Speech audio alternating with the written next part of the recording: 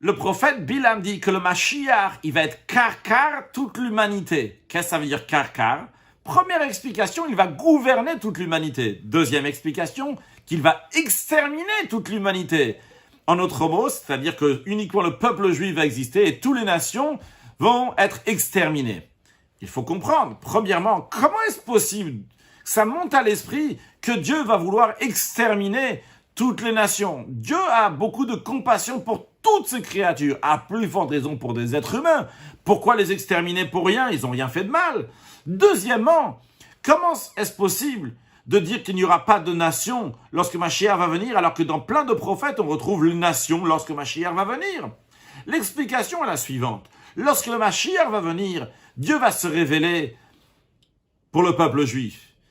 Les nations aussi vont en profiter, le monde entier va en profiter. Mais est-ce qu'ils vont en profiter en tant que personnes secondaires ou bien à titre personnel? C'est-à-dire, est-ce que le dévoilement divin va être uniquement pour le peuple juif? Et eux, ils vont être comme ça au passage en profiter. Mais ils n'auront pas leur propre importance.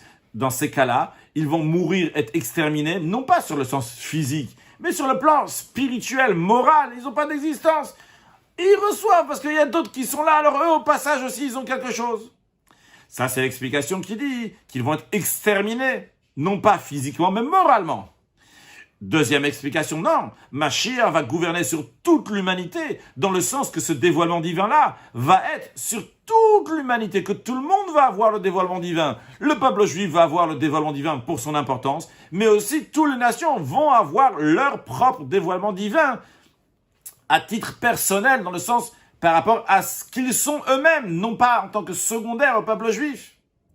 Concrètement, comme qui la loi est tranchée, le Rabbi dit, le Rambam, on trouve dans plusieurs endroits, qui retrouvent des expressions dans lesquelles on donne l'importance aux nations pour eux-mêmes. En effet, Maïmonide dit que Mashiach vitaken kol haolam, il va arranger le monde entier. De même, le Rambam dit, v'yachzoru kulam ledat haemet, que tout le monde va repartir à la vraie loi, à la vraie foi de Dieu.